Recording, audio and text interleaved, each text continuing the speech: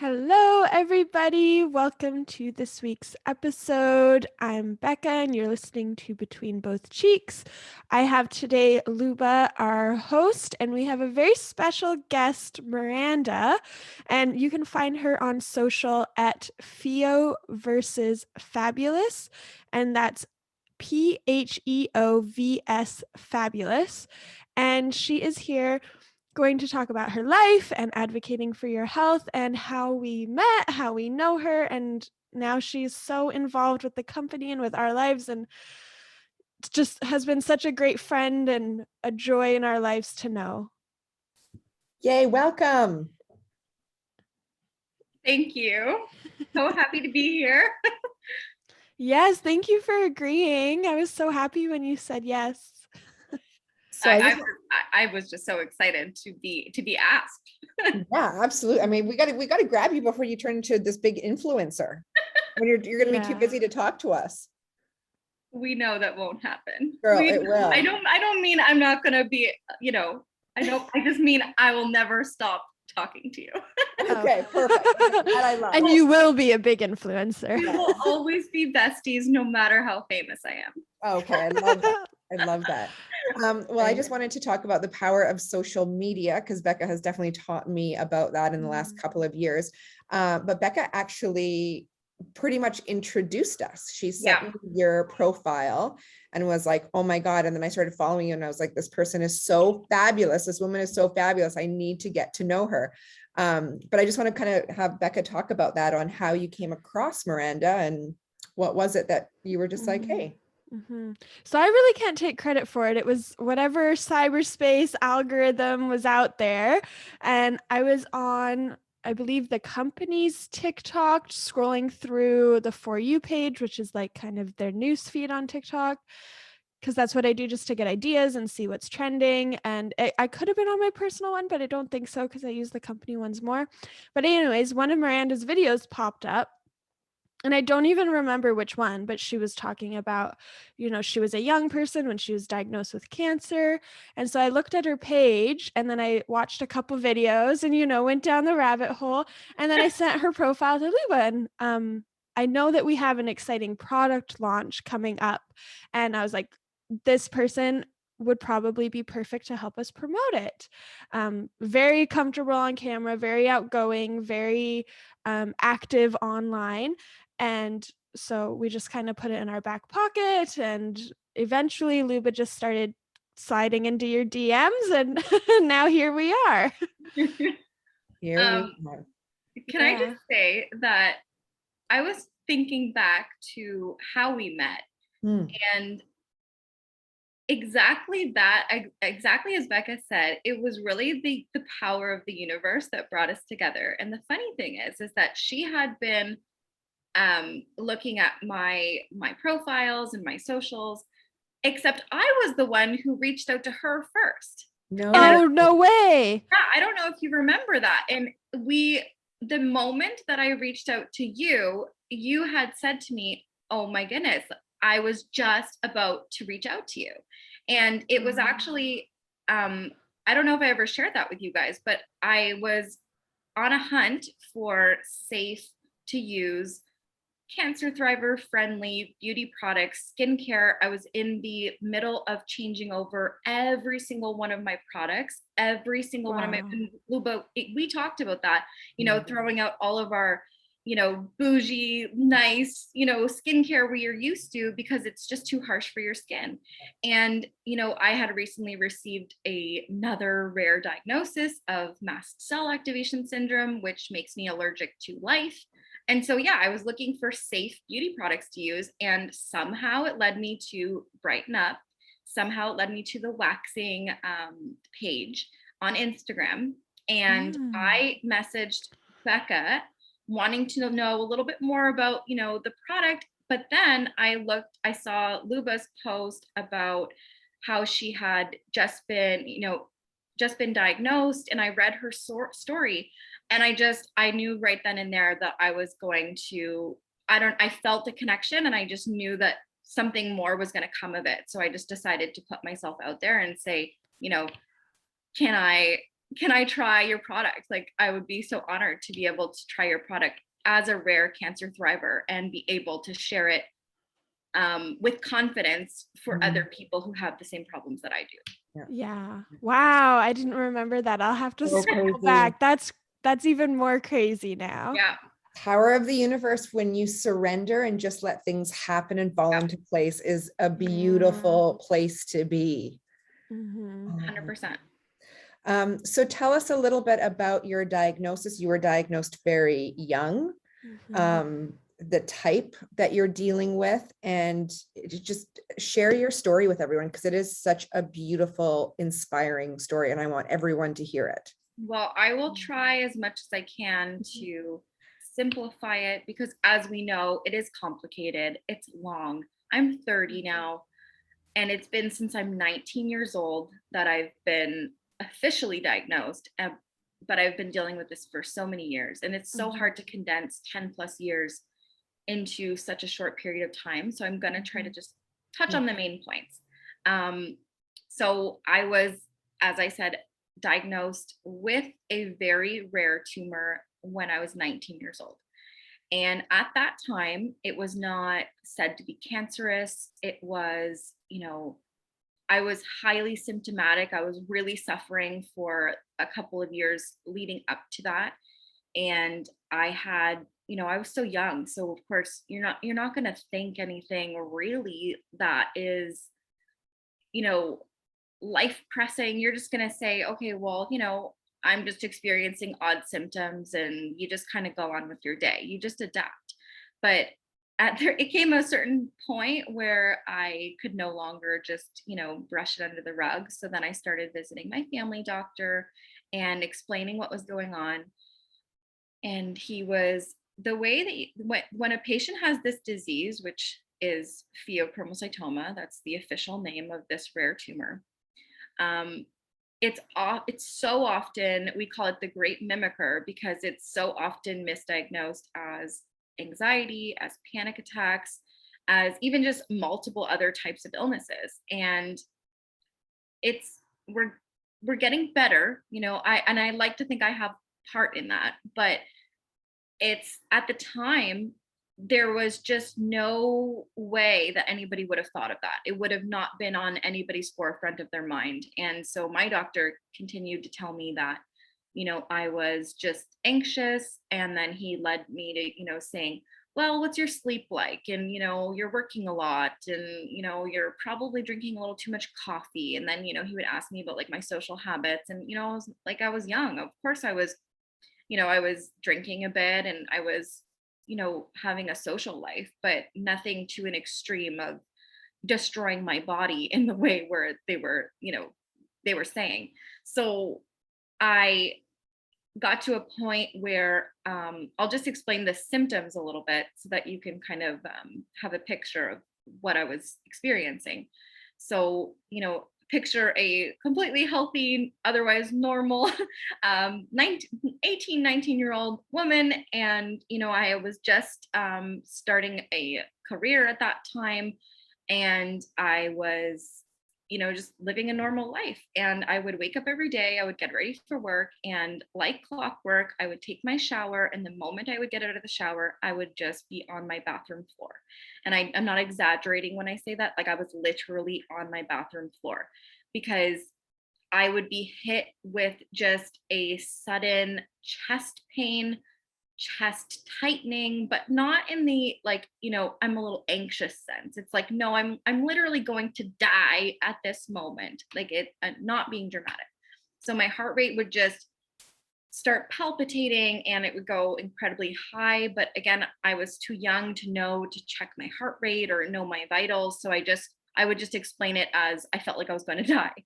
And I didn't know this at the time, but my blood pressure was skyrocketing because the tumor secretes adrenaline. And that's the whole root of this problem, is that these types of tumors, which can also be called paragangliomas, which just means that it's on a different location other than your adrenal gland. So mine was on my adrenal gland, and I didn't know this at the time. So I would just be hit with these assaults of adrenaline every day. So I was literally being overdosed on adrenaline multiple times a day. It just wasn't once. It would just be like I would be brushing my hair and then all of a sudden just, clinging to my chest for dear life. And then it got to a point where my headaches were so all encompassing. It felt like my brain was being squeezed. I would lose my vision. I would have tremors. Like I would kind of be having like a mild seizure in a way, but completely aware of what was happening. And you get very flushed, like your chest and your face goes like very, very red. You sweat profusely. And then this is all within like minutes, that this is from 1 second to the next, this is happening.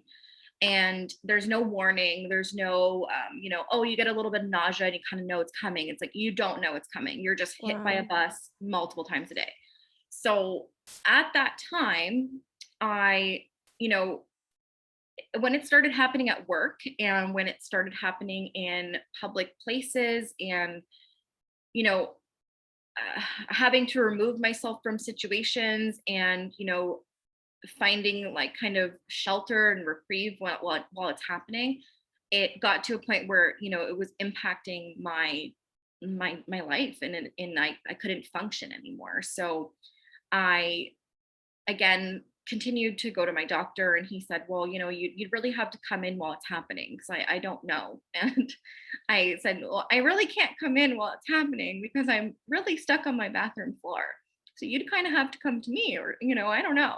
So I said, like, isn't there a test or something we can run? And he's like, no, like unless it's happening, I can't know. So he said, if it gets really, really bad, call an ambulance, so that they can take you into the hospital as it's happening. So, okay, fair enough. So I continue on with my life. And then one night, of course, it got really bad.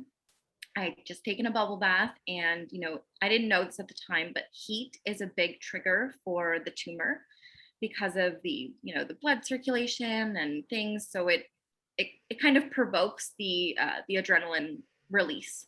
So I had taken a very long hot bath and it was the end of me. That's what put me into the hospital. So I had the worst attack I had ever had. The pain in my chest wouldn't go away. Normally it lasts 20-25 minutes from the start of the attack to the end of the attack, but this attack was going hours strong.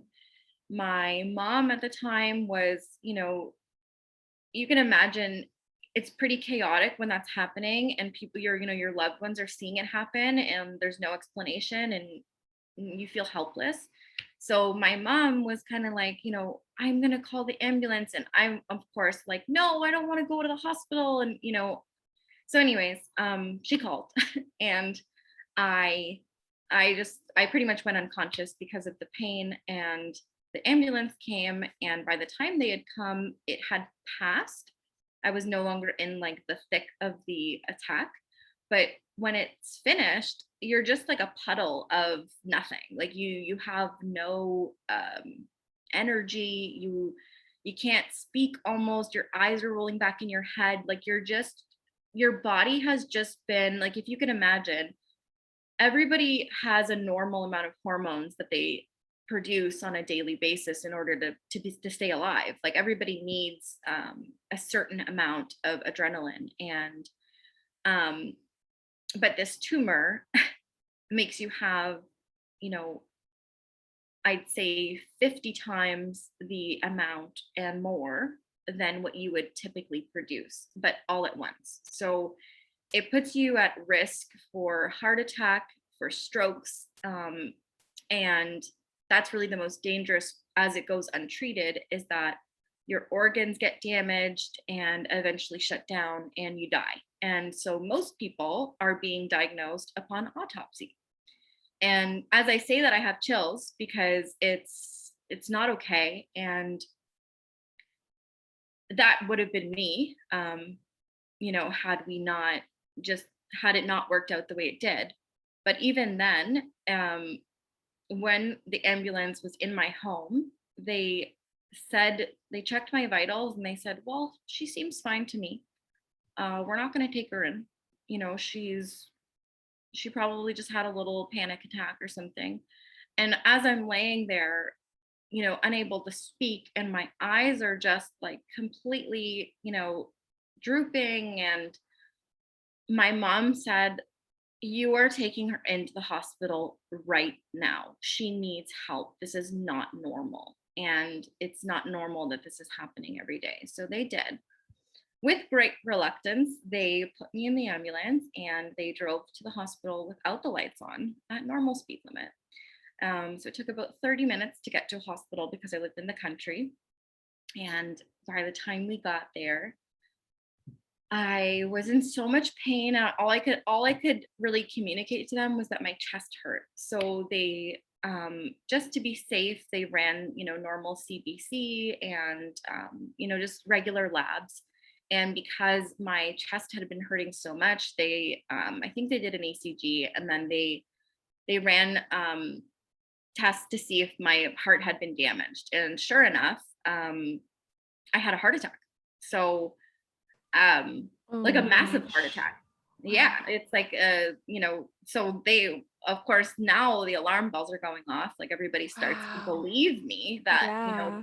but had I not, this is what the worst part is about this, is that had I Mhm. not had that level of heart damage in my blood, they would have sent me home and said that it was a panic attack or an anxiety attack. And this is what I hear every single day from so many people around the world, that,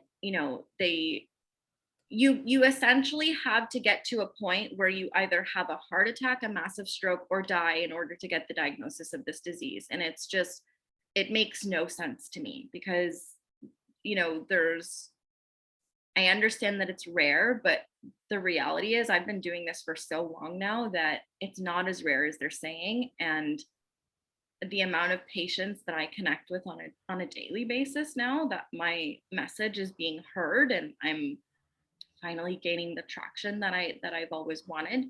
Um, yeah, it's incredible. So I still, at that time, they had no idea what caused it. So they admitted me, and, they treated me for the pain and etc. So I stayed at that hospital for 4 days, and then they just let me go. They discharged me. They just said, like, we're not sure at this time. Oh So, wow. we'll have you follow up with your family doctor, and once we get some more results of your tests, and, have a nice day. And so I went home. I didn't know what else to do, of course. I didn't really want to be in the hospital, so I went Yeah. home. And you're Um, young, right? When you're yeah, so young, like you don't think anything is going to harm you or hurt you, and you're invincible. yeah. But And also you were young and you just had a heart Yeah. attack. Like exactly. And so, that's not normal. when you're that age and somebody tells you you have a heart attack, it's like, you don't know how to feel, you don't know how to understand, you don't understand it, and of course you Yeah. don't know the questions to ask, you don't Yeah. know how to advocate for yourself. Yeah. I had no, like, I didn't have a me at that time. I didn't have Yeah. anybody who was, social media was not as big at that time, and Mhm. I just simply didn't know how to go about it. So I just, went home, and I figured, I honestly, I remember thinking to myself, I'm happy I'm going home because I can't miss work. Like, that's what I was thinking in my mind. And Mhm. although my my job at that time, they were incredibly supportive, and they were like, just take all the time you need, like, just get better. And to me, I was like, no, like, I need to get back to work. I need to get back to normal. And so, yeah, that very day, I went to um my work, and I was talking to my coworker, who is now my husband, and I was explaining, to him what was going on. And he had actually went to the hospital when I was in this hospital. He had found where I was, and, brought me things. And, that's when we kind of started another story altogether, but that's kind of what started our journey together. And so I'm explaining to him what's happening, and as I get this phone call from, I see the call display, it says the Ottawa Heart Institute, and I'm like, okay. So I answer, and it's in a completely different hospital. It's a heart specific center. And they said, you should have never been discharged. You need to come in here right now. You're Wow. in danger being out of the hospital. We need to get you hooked up to a heart monitor. We need to be monitoring you. We need to see what caused this heart attack.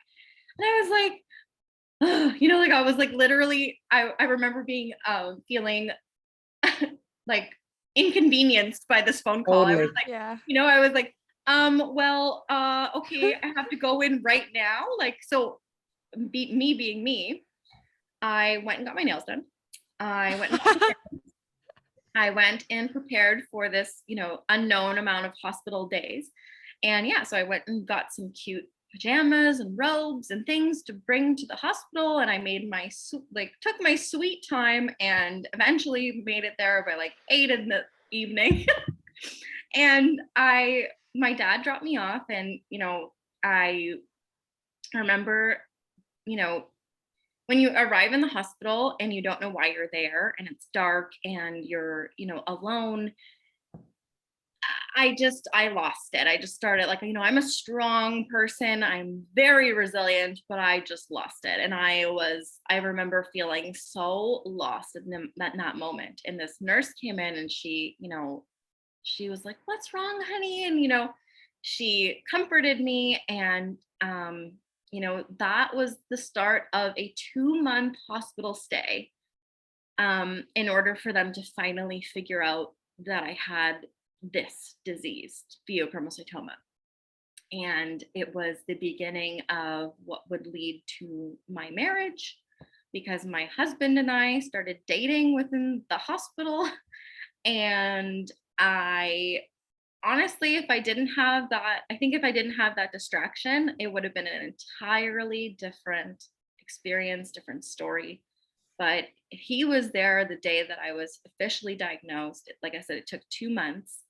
And every day I was there, I was not allowed to leave the floor. I was not allowed to even go in the elevator. They were so scared of something happening to me because my heart rate resting was 189 Wow. to 190 to 200. And I'm just talking like I'm sitting in the bed reading a magazine and my heart rate is 190. So Yeah, they're like, that's what mine is when I run. yeah. And even then it's like, 190 for like a healthy young person is like, you're pushing every boundary in order to get there. So just resting, it's supposed to be like between 60 and 80, like in that area. So so they started witnessing the attacks that I was having in the hospital, and they still didn't know what was happening. Like I was like when I would shower there, I would have to press the the emergency button on the wall, and it was horrendous. Like it was awful being undiagnosed and untreated for this disease, because every day that goes by that you're not treated, like I said, you're at risk for, your brain is being damaged, your heart is being damaged, your vessels are being damaged, like everything is being damaged. And so what happens is it creates a lot of comorbidities, lifelong chronic illnesses, because people are not being diagnosed in time. So it's creating so much damage, unnecessary damage to the body. And so when I eventually got diagnosed, they came in and like 9 of them, and this big team of specialists, and let me know that we didn't think of it because it's like a 1 in a million type tumor, and we're going to do imaging. So they did the imaging, and the tumor was literally the size of a large softball, like by that time. So that means that it had been in my body for who knows how long in order to get that big. And when it gets to that size, it makes it more complicated for removal, and just, it just makes everything more difficult. So they let me know like very, very quickly. Everything happened so quick. They said, we need to do surgery immediately, as soon as we can, safely, because this tumor is a ticking time bomb in your body. But in order to do surgery, they have to prepare your body. They have to put you on blood pressure and heart medication. That's called an alpha and beta blocker, which all of us in the Pheopara world are very, very aware. So they put you on that mix of medications, and what it does is it puts your body in a state where your blood pressure is just so low and your heart rate is so low, so that when you do have an attack, your vitals will only hit a level where it's no longer dangerous, or it can't harm you in that way. Like, it'll still feel uncomfortable, it'll still feel awful, but you won't die, basically. So the surgery is incredibly risky, it's very hard to do. And if somebody is listening to this with this disease, I want to say the importance of having a specialized surgeon, an endocrine surgeon who understands this disease, who's, he takes out tumors on his break, on his lunch, like it's his job specifically. Because I had a general surgeon that had, I don't think ever touched one, to be honest. And I ended up dying on the table. My story gets better and better. Oh my God. Yeah, so I lost my life for 3 minutes on the operating table because the approach of the surgery was done wrong. The size of the tumor, and this is just, you would think this is just common sense, but the size of the tumor was so large, and they went in laparoscopically, which means that they go in with little cameras and a small incision. Tiny tools, yeah. Right. So they needed to go and open so that they had full view and, full access to the tumor. But yeah, so they made that error, and they nicked my vena cava, which is the main artery in your heart. And I, of course, bled out. And yeah, so thankfully vascular in that hospital was, specialized and was used to this, because they were able to repair the vessel in time in order for them to do just like an emergency life-saving procedure. But in doing so, they had to cut so quick and convert to the open procedure so quickly. And, I don't know, I know this is an R-rated podcast, but I don't want to make anybody uncomfortable. So I am just going to say that the procedure in order to save somebody's life while they are, lifeless is not pretty. It's they always say you can't do more damage to somebody who's already dead. So they'll just do anything they can in order to save you. Yeah. But when you're 19 and you wake up with a cut from your mid belly to your back, and it's a jagged line, and you kind of wonder, like, okay, well, what happened in there? So that alone caused me, to this day, I can't touch my skin, I can't touch my stomach. I have to wear certain clothes, because, and this is, again, like, this is a lot of the things that I share on the daily basis, because there's a lot of other people who understand, and there's a lot of people who don't understand. But basically, when you're dealing with chronic pain and neuropathy and things so young, in the first years, I had no idea how to handle it. But I've been dealing with this for so long that I've, created kind of a survival kit and a survival mode for pretty much everything. But I always make it fabulous, because I don't want to be, sitting in my moo-moo all day, like trying to be comfortable, So at this stage, all of this had happened, a lot of trauma, a lot of uncertainty, and, so much was going on in that time. And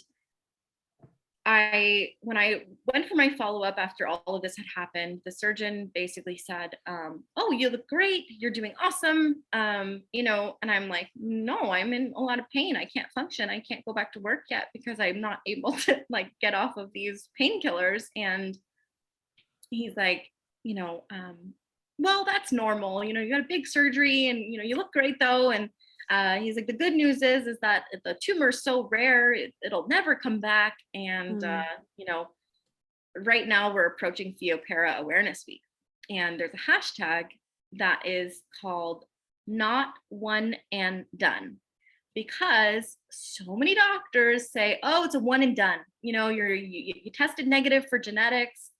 You have no risk of it coming back. It's a one and done. And I was told that one and done phrase so many times, it makes me sick to my stomach right now talking about it. And because it was not a one and done, clearly, because that's what led me to being a young, terminal, incurable cancer thriver. And I just blew the ending, but basically, you would think that because of everything I had gone through up to that point, and because they were aware of the fact that I was an incredibly rare case and I had this rare, crazy tumor, that, they would be doing the follow-ups, and, they would be very in tune with me if I had symptoms, or if, I was saying like that something isn't right. Mm. But I went through the exact same whole process post-op that I did before. So Wow. I had never lost my symptoms. I still had attacks every day, and I was led to believe that once you get the surgery, you're just going to be fine. You're going to go on to live a beautiful life, and it's all rainbows and sunshine, and everything's perfect after you get it removed. But that's not the case. And this is so many other people's problems today, is that we get the tumor removed. We think that they do pathology. They say it was a benign tumor. They confirm that it's benign. And then everybody starts using the word benign and kind of minimizing the situation, and minimizing the risk of recurrence. And because it's just simply not understood, this disease is not understood to the level where it needs to be.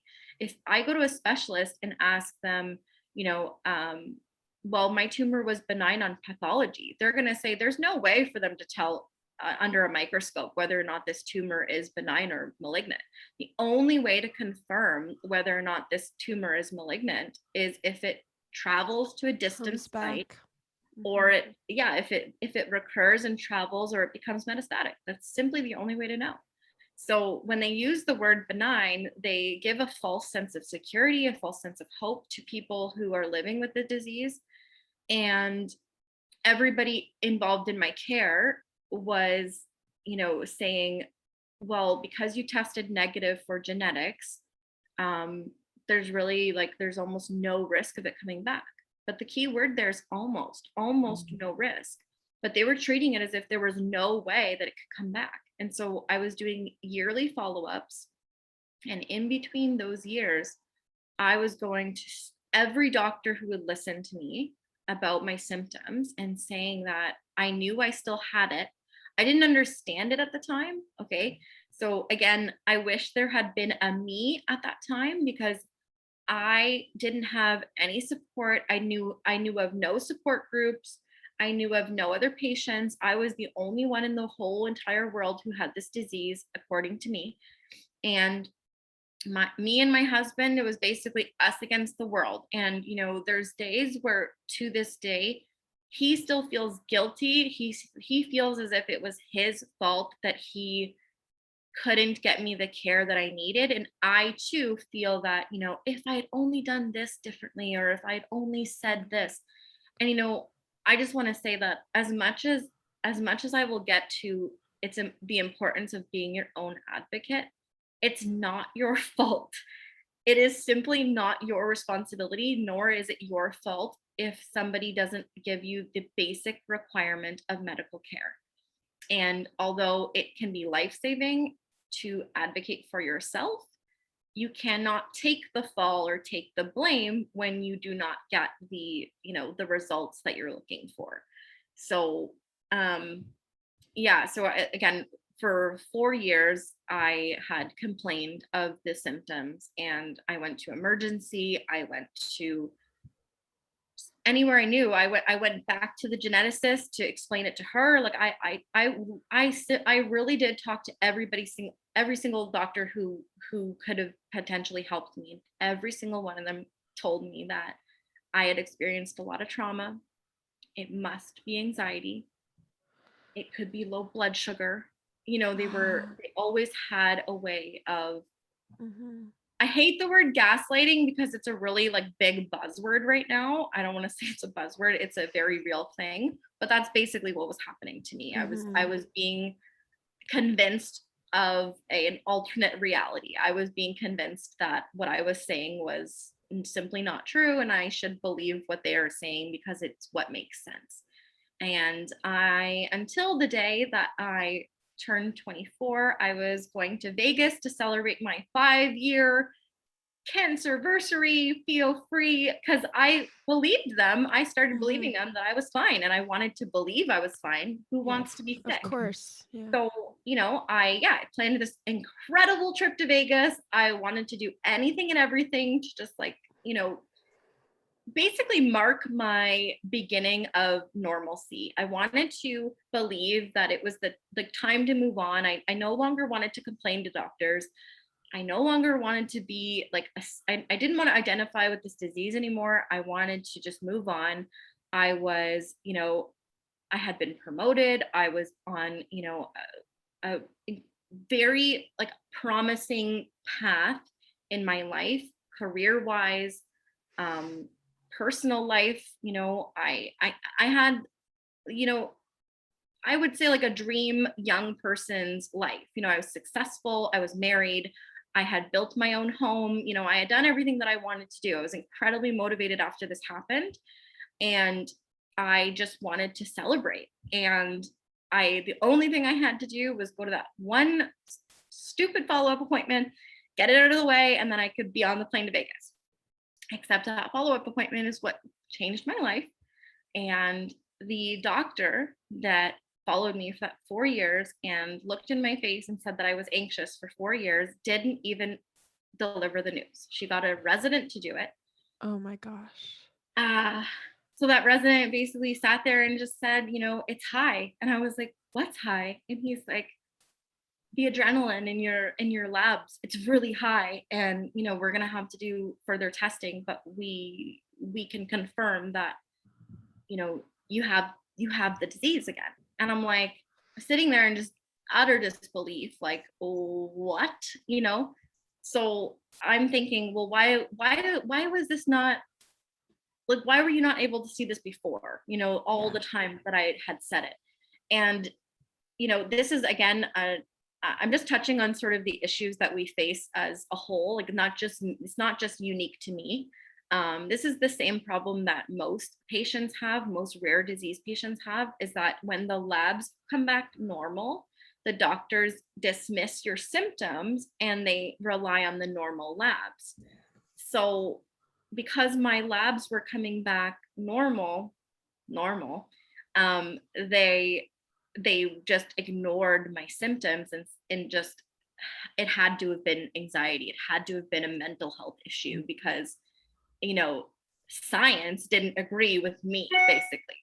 Mm-hmm. And this is the problem with this disease specifically, and many others, is that the labs can be so tricky. Your adrenaline, in order for them to get a positive result, your adrenaline needs to have been secreting in that 24-hour period in order for them to get a high result.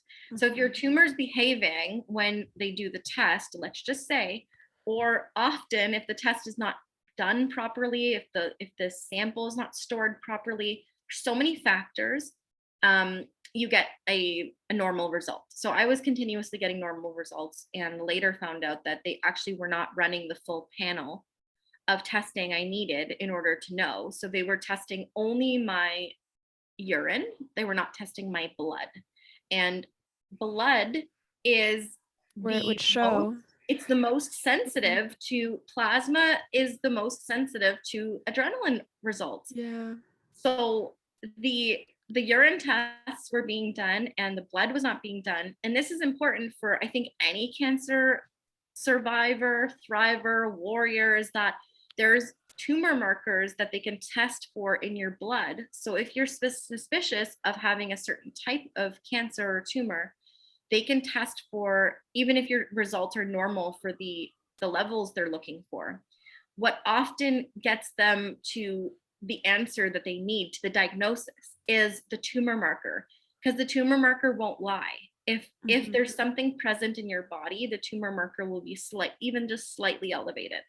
And it's specific to this rare tumor. So the fact that they could have been doing that test for 4 years and weren't is just, again, like it's so crazy. Yeah. So were they taking your blood? I don't even know. I honestly, I It was don't. all a blur. Yeah. Yeah, I don't want to say yes or no because I would be just making it up. But Mm-hmm. I would imagine at some point they did take my blood. But this is the other thing is that I was not a rare disease advocate at this time. I was living Yeah. life. I was working. I was, dealing with day-to-day things, and I was not an expert in this illness. So Yeah. I didn't know what tests they should have been ordering and what not. And I only later found out and learned because I had no choice but to learn. In that moment when I was diagnosed terminally, I had to make a choice. Am I going to continue to rely on the word and the care of the medical system? You know, humans make mistakes and doctors are humans. So am I going to fully entrust my life into the hands of somebody else, or am I going to take control of my health?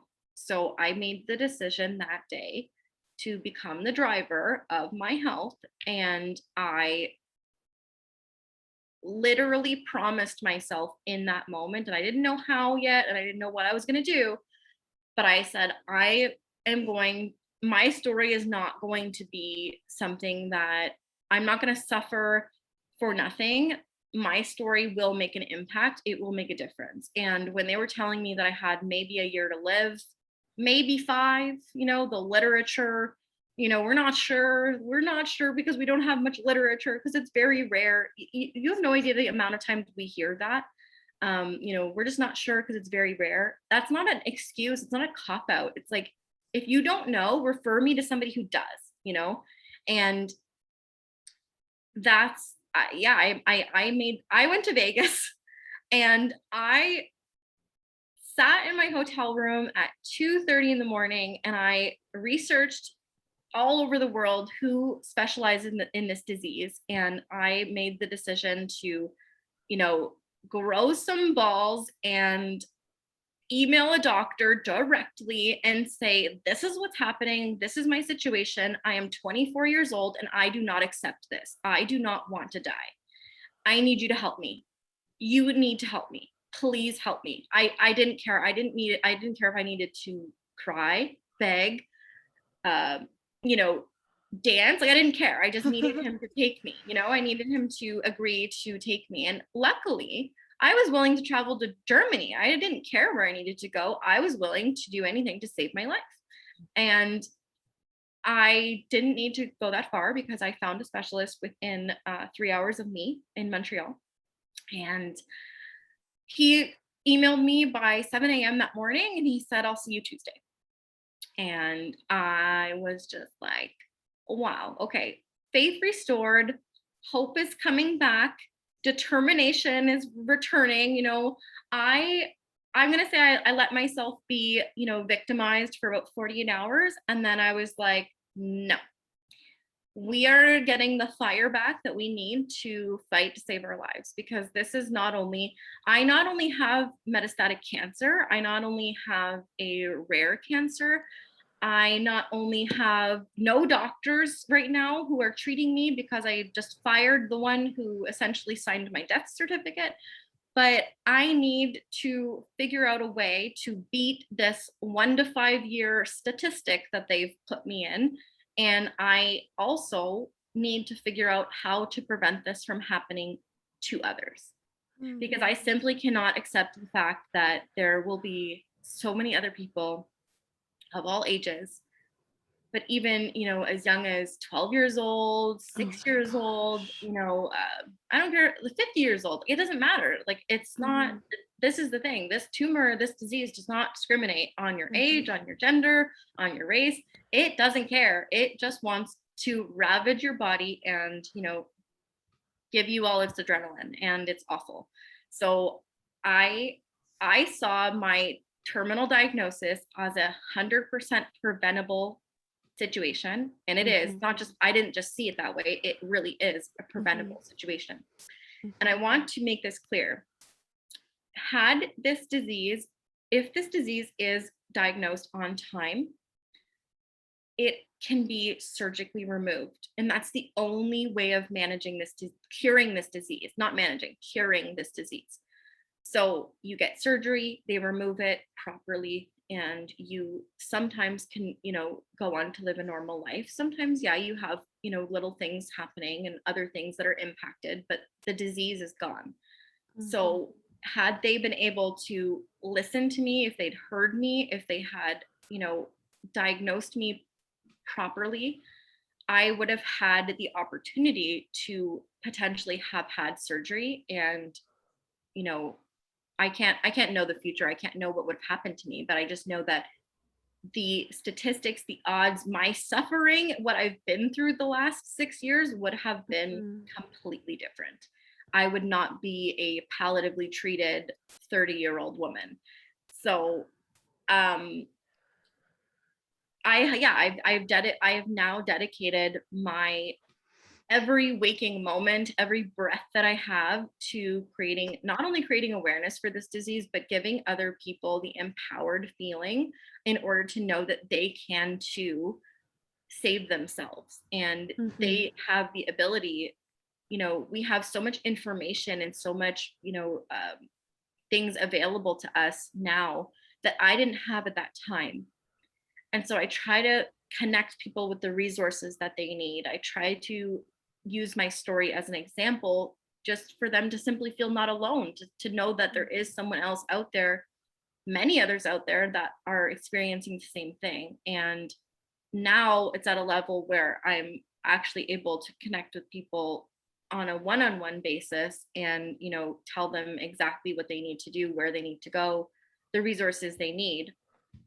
But, at the end of the day, I do realize I am only one person, and there's only so much that I'm going to be able to do at a certain point. And, so there is organizations, there is things available that exist that are dedicated to making this change. But the problem is people don't know about it. So that's what I try to do. I'm trying to be the middleman a little bit more. But yeah, so the thing is that the thing that I skipped that I haven't said is that after I had received the terminal diagnosis and, like I said, regained my hope by getting a whole new medical team, I have done everything that there is that was available to me in order to stay alive with this disease. I've done clinical trials. I have done, when I say radiotherapy, I don't mean radiation. I mean like you're injected with the poison directly into your bloodstream and it finds its way to your tumors and hopefully, makes a difference. I have done multiple forms of that radiotherapy, and I have been on my deathbed in my living room at 26, 27, 28 years old. I have been through every stage that there is as a palliative patient, except, of course, death. But even then, I think I've been there a couple of times. So technically speaking, I can say that I have been through the whole circle. process. Yeah. The whole circle.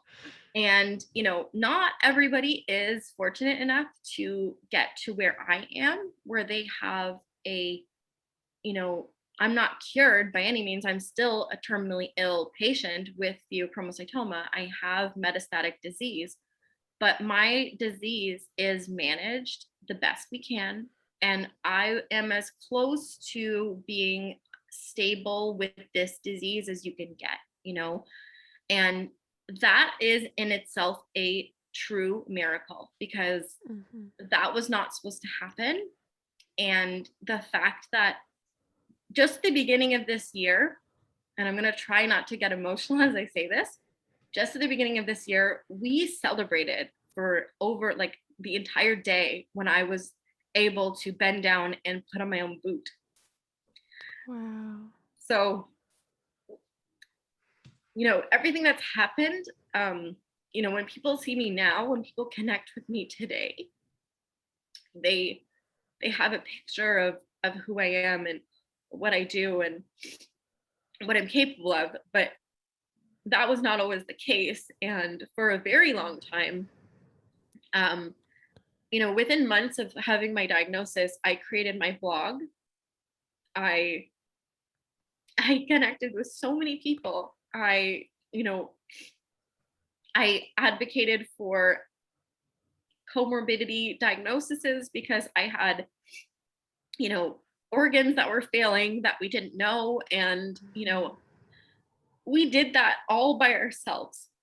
And I feel like, I gave so much. I gave so much to keep myself alive. And it's like, sometimes you just feel, like I have a great attitude. I have the best attitude that there is when it comes to this disease and just living on a day to day.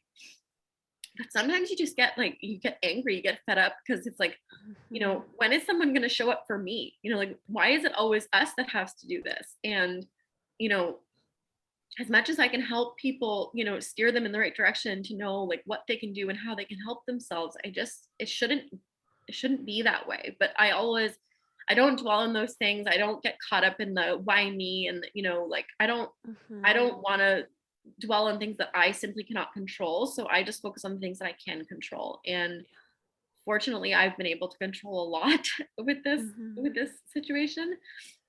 But I want it to be understood that, the person that you see before you today was not always the person that I've been over the last few years. And I don't mean that in I've always been me. I've always had the same mindset. I've always been Miranda. And, I always say, this disease will not take my fabulous. And what I mean by that is it won't take who I am.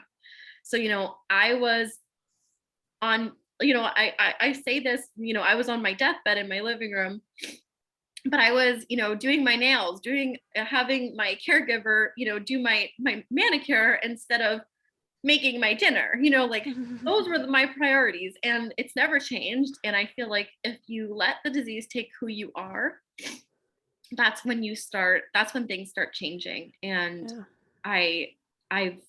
I've always just let that be my motivation and my guiding focus on how I can stay uplifted. And only recently, I've always had my blog. I've always had, the bones of the information. I figured no matter what happened to me, my story would be shared. It was always going to be out in the world.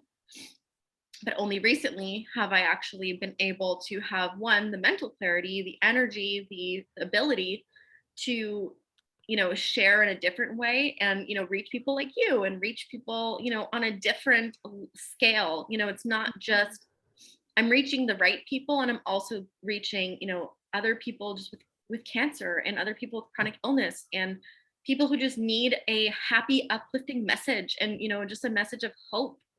And so, yeah, that's why I'm sharing this specifically. I don't like to focus on my, even though it's very real and it happened, and I do revisit it from time to time for awareness purposes. But for me, I like to focus on what I call the fabulous, because that's what keeps me going. And that's what I think keeps other people going. And yeah, so that's kind of where we are today.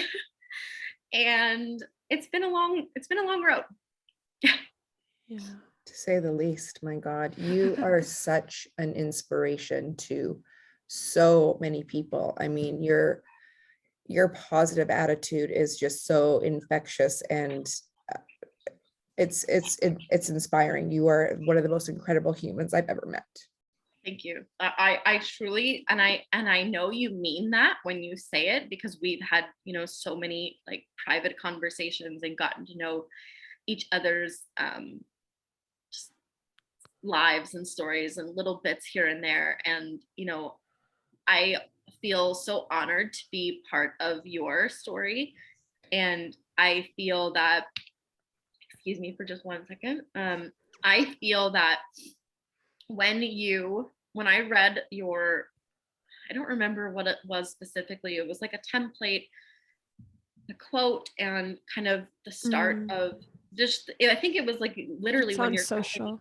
I think when it was when your diagnosis or your story was announced, and I felt so connected to it. And I knew like kind of at that moment that my purpose and my message is not, specific to any one disease or any one struggle. It's like, by sharing our stories, we can inspire people in ways that we have no idea. Like, I don't even know the full capacity of what happens every day.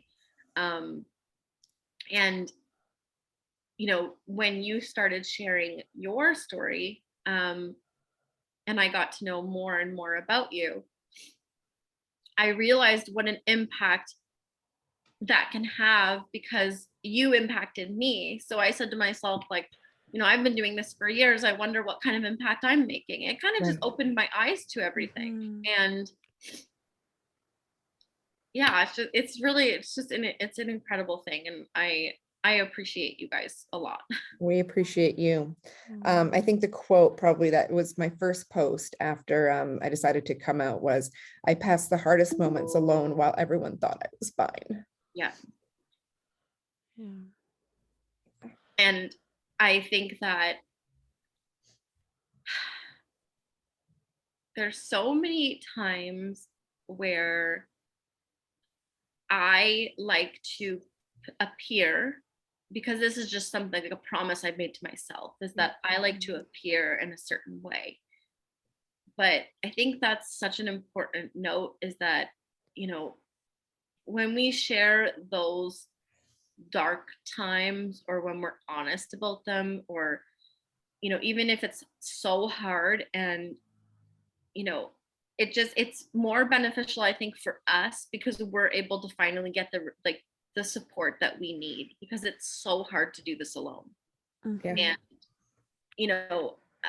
I think that everybody has their own choice as far as how they deal with things. But I think that all of us retreat to our own little world, and we need time to accept it. We need time to be angry about it. We need time to, heal from it. Like, there's just so many aspects of our journeys.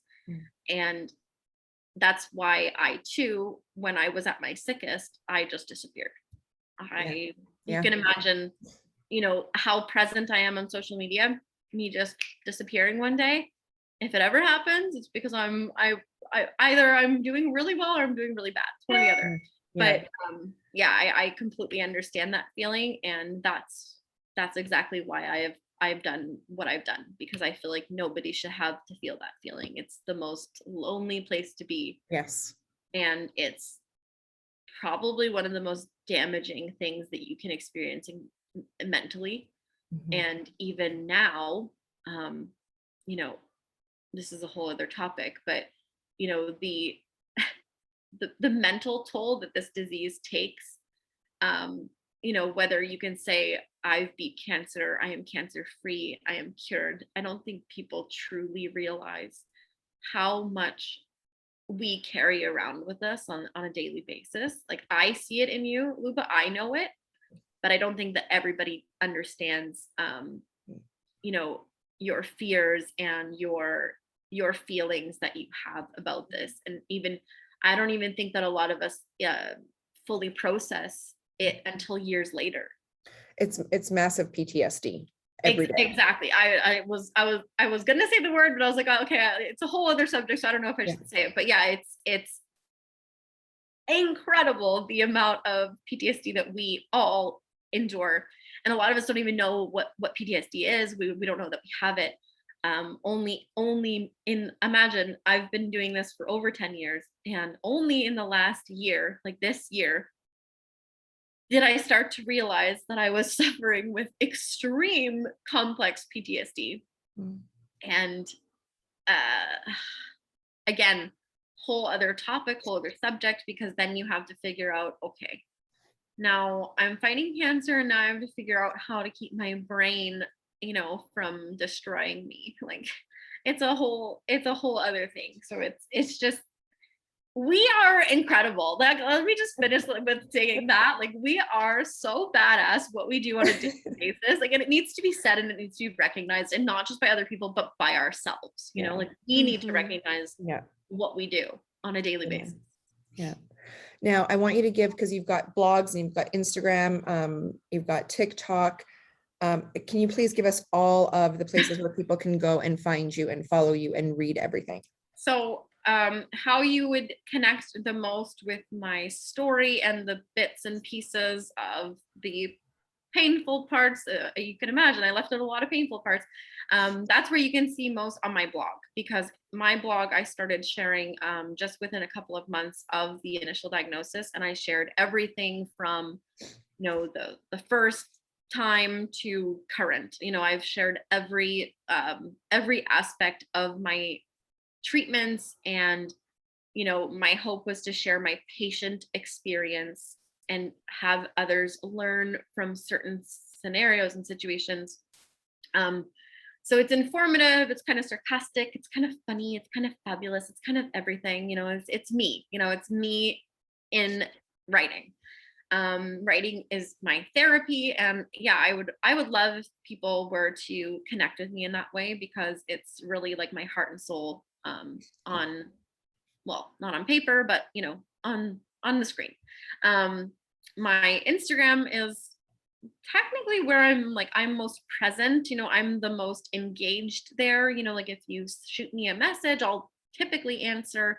You guys know I love my stories. I love just like chatting with people and being ridiculous all day long. I actually looked back at one of my stories yesterday and I was like, what is wrong with me?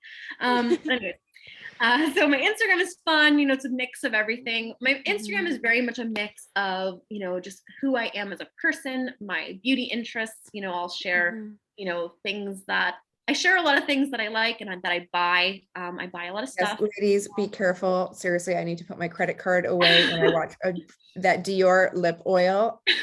I'm telling you, girl, amazing. Thank you, but not thank you. I'm just saying, but the maximizer is like, anyway. Yeah, so that's where I try to share, just a fun way of coping and my day-to-day life. And I too also, of course, the root of my message is always going to be to raise awareness and try to connect as many zebras, as we like to call ourselves, because we are rare, as possible. When you hear, what's the phrase? When you hear hoof steps? Yeah, when you hear hoof beats, don't think horse. I'm trying to think. I don't want to mess this up. Think horse, not zebra. But you guys are zebras. Is that it? They say when you hear hoof beats, basically, okay, I will just explain it in my way. There's a phrase. I know there's an actual phrase, and I feel very ashamed right now that I don't know it for some reason, but that's what brain fog does.